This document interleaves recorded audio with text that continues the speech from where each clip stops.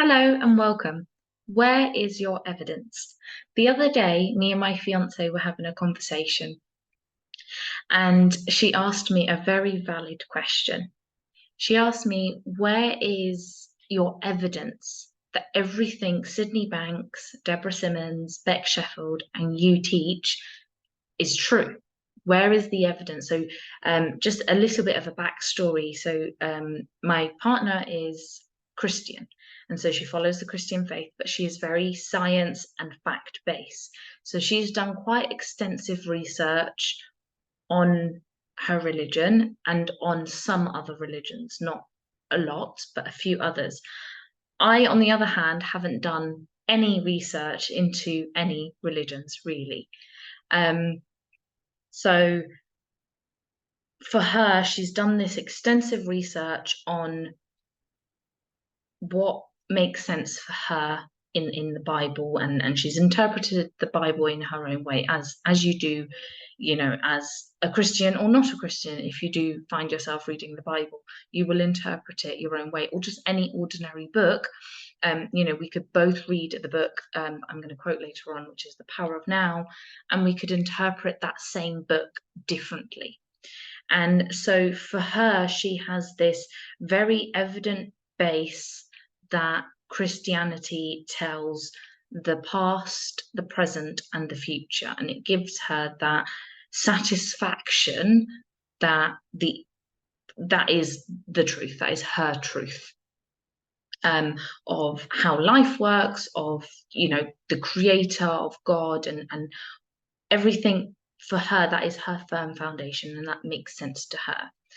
For me, there is a lot in Christianity that doesn't sit with me, doesn't make sense. And I was baptized Roman Catholic, and so I didn't really have a very heavy religious background. My mum's not very religious at all. And so I was never forced into church. It was always an option. It was open for me, but it was never forced upon. So I dabbled in and out of sort of, in sort of organized religion, but it never really sat with me. There was never anything that sort of stuck. And at around the age of 18, I stumbled upon the law of attraction and the magic. And, you can sort of bring into existence, you create your own reality, and you can bring into existence whatever it is you want, whatever happiness and money and relationships and all of those things, you can bring that into your existence. And while that is true, that has some truth to it, that we do create our reality, we can get tripped up with that. And I certainly did, because I believed what the law of attraction was talking about was manipulating and forcing and coercing the universe into doing what I wanted it to do. And if it didn't go my way, if it didn't go the specific way with every single detail and every single color that I painted in my head, then I was flawed somehow and I was doing something wrong. So that kind of fizzled out of my life, and that didn't stay. A few years later, it came back, and then it fizzled out again. I got into meditation and yoga and focusing on the present moment, hence why I had the book, The Power of Now. Then in 2018, I stumbled upon a retreat run by an amazing lady called Amanda O'Shea, who runs a business called the Serendipity Experience. And on that retreat, she was teaching a spiritual understanding that was coined in the 1970s by a man named Sydney Banks. Now, Sydney Banks called these things, this spiritual understanding. He coined it. He had an epiphany. He was your average man, just an average human being, living life, and he found himself, I think, in therapy, and the therapist said to him, "You're not anxious, you just think you are." And after that, he had these sort of 3 days of this spiritual awakening. And so he coined this understanding as the three principles. And in a nutshell, the three principles are mind, meaning universal mind, not your personal one.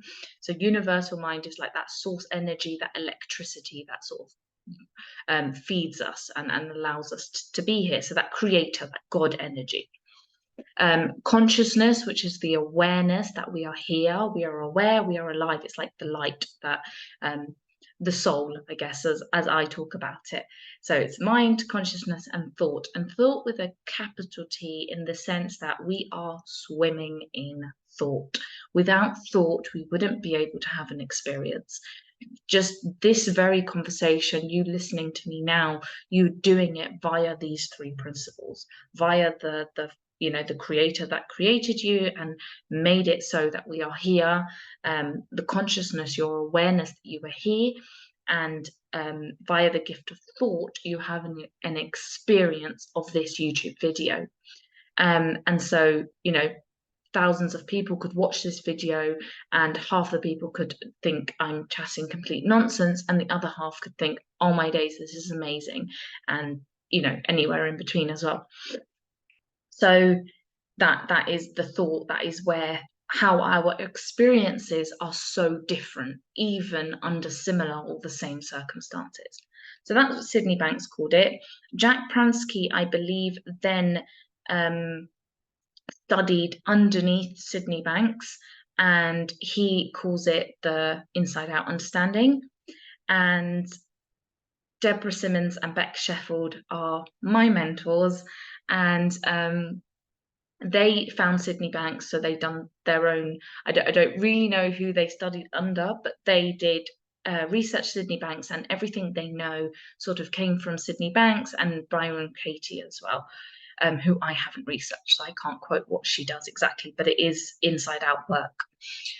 And so that leads me to me and what I share and what I've heard and interpreted from what Sydney Banks, Jack Pransky, and Deb and Beck have shared. And what I see is that we work from the inside out.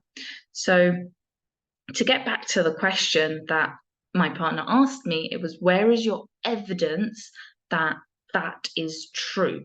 That everything that these people I've named and myself, everything we're saying, we're talking about, that life works from the inside out, that we are feeling our thinking moment to moment, and no person, place, or thing can put a feeling inside of you. It isn't possible. So where is my evidence that those things are true? Now, at the time of that conversation, I didn't know how to answer it other than saying, I just know it's true. There is a feeling inside of me, a feeling of love and peace and calm, that it just fits. It logically, spiritually makes sense. There isn't any part of this that I doubt. It fits like the perfect puzzle piece. It's like the piece, the missing link, the bit that I was missing, that Christianity didn't feel for me, that law of attraction didn't feel for me. And then when I heard this, that I am feeling my thinking moment to moment, and thinking changes of its own accord, that made sense. That made perfect sense to me. And so I got really, really curious about this question, because that answer wasn't enough for her. That from a science, sort of evidence-based human being that she is, that wasn't enough, because I feel it, because I know, wasn't enough. So I decided to do a little bit of light research into sort of the evidence behind it. Like, where is the evidence in these books that I've read, in just words that normal people have said, that they've come to the same conclusion. So the first thing I'm going to read, that I picked up this book again after years of not reading it. So The Power of Now, and the very first chapter, the very first paragraph of the very first chapter is probably the only thing you need to read from this book, because it can spark an inspiration of insights. So I will read it now. The chapter is titled, "You Are Not Your Mind, the Greatest Obstacle to Enlightenment." enlightenment. What is that? A beggar had been sitting by the side of the road for over 30 years. One day a stranger walked by. "Spare some change," mumbled the beggar, mechanically holding out his old cap. "I have nothing to give you," said the stranger. Then he asked, "What's that you're sitting on?" "Nothing," replied the beggar. "Just an old box. I have been sitting on it for as long as I can remember." "Ever looked inside?" asked the stranger. "No," said the beggar. "What's the point? There's nothing in there." "Have a look inside," insisted the stranger. The beggar managed to pry open the lid.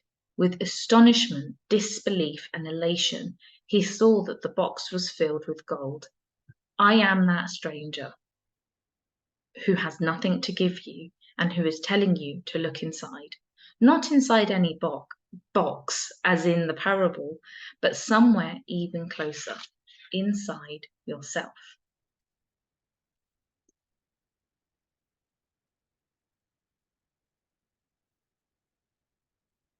Now, while that passage, that paragraph is just a story and it's not necessarily true, we don't know if there really was a beggar sitting on a pile of gold. But what I'm hearing is in what Eckhart Tolle is saying, is that the answers to all of our problems, our sort of turmoil and upset and confusion, lies within us, lies within the inside at our core. And that is the foundation of what Sydney Banks was pointing to. And that is the foundation of what I am pointing to. So that is my evidence that this is true, because since the beginning of time, people have been saying, look within. Even Jesus said, look within.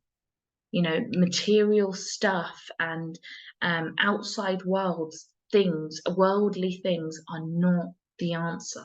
It's not saying that you can't have outside and worldly things. It's not saying you can't have relationships. It's that our starting point is misguided. It's in the wrong place. So the evidence that this is true is in that feeling, is knowing that we start from that completed inside space, that we are whole and complete, and our starting point is there from that inside. And if that's not evidence enough, I do have another story.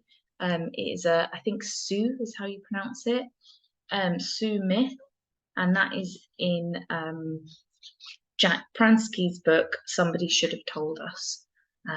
So yeah, I'm going to read this. This is one of my favorite stories. I just discovered recently that it's a myth, but I really, really enjoy it. So I'm going to share it now. The Creator gathered all of creation and said, "I want to hide something from the humans until they are ready for it. It is the realization that they create their own reality." The eagle said, "Give it to me and I will take it to the moon." The Creator said, "No, one day they will go there and find it." The salmon said, "I will hide it on the bottom of the ocean." No, they will go there too. The buffalo said, "I will bury it on the great plains." The Creator said, "They will cut the skin of the earth and find it even there." Then Grandmother Mole, who has no physical eyes but sees with spiritual eyes, said, "Put it inside them, for that is the last place they will look." The Creator said, "It is done."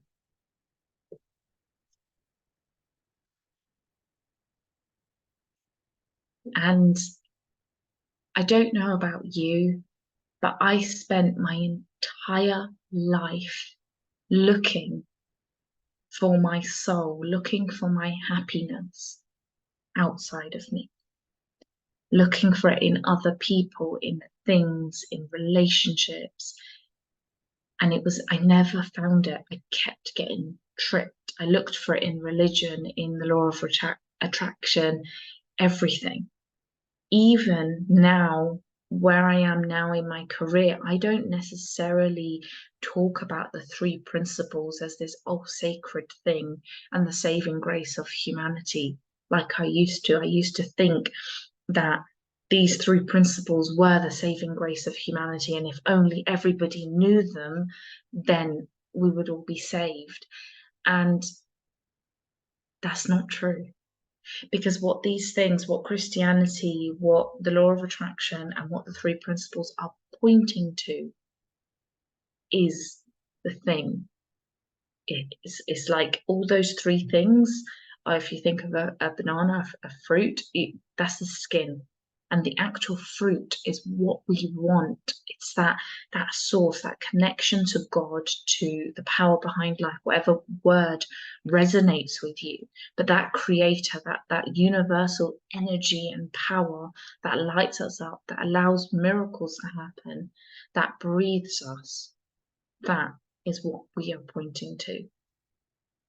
And so once we tap into that energy that is us, that is part of us and can never be separated from us, that is where peace lies, because that's who we are at our core.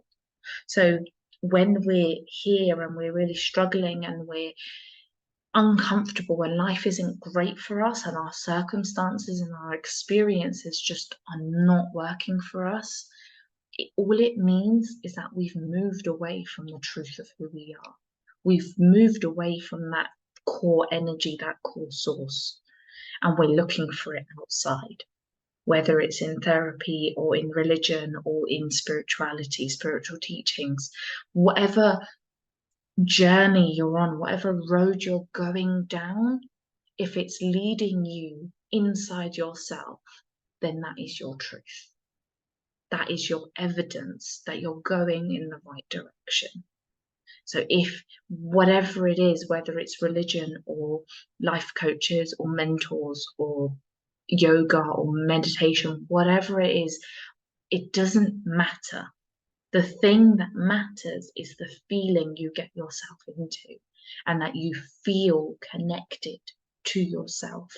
And you can sense the realization that you came here on purpose to have a human experience and to be you, to be yourself. You didn't come here to be anybody else. You didn't come here to please somebody else. You didn't come here to get an education. You didn't come here to do anything other than be yourself and have fun being yourself. What that looks like on the outside may be different to what you thought it needed to look like, may be different from my views of fun. You know, in my world of being Becca, I can be the best Becca and have a great time being Becca. But if you try to be Becca, you're going to be uncomfortable. It's going to be difficult and it's going to hurt because you are not Becca. Even if you've got the same name as me, it's not the same. We are different people. So there are a place there is that individuality where we are all different and we are here deliberately to be different, to be ourselves. But the bit that is the same is that we are whole and complete, and we are all looking to coming back to our true nature, which is oneness, which is connection, which is that God energy. So I hope, I don't know how long I've been talking for, but I really do hope that is helpful to somebody out there. And hopefully it answers the where is your evidence? So if you've been on this spiritual journey for a long time and you don't know if you're on the right one, or if you're looking for this ultimate truth, stop, because there isn't an ultimate truth. There isn't an ultimate truth that fits everybody. It's not one size fits all. There are 7 billion truths. As many people that are on this planet, that's how many truths there are. The juicy parts of all of this is connecting with the source, with that higher power, with your true self. So Just before I sort of sign out and say goodbye, don't forget that I have my November competition. Um, there's 2 more weeks to enter, and there are 9 more spaces. So 9 more people can win this month. Going forward in December, it'll be one winner every month. But for this month only, there are a total of 10 winners, and we've already got one. So it's first come, first serve. So just get in there. You've got nothing to lose and everything to gain. So I wish you all the best. And if there's anything you want me to touch on a little bit more, maybe go a bit deeper, or you want to have a one-to-one conversation with me, just sign up to my mailing list, and then you are entitled for a free discovery call. So yeah, look forward to talking to you, and I will see you again somewhere soon. All the best. Bye for now.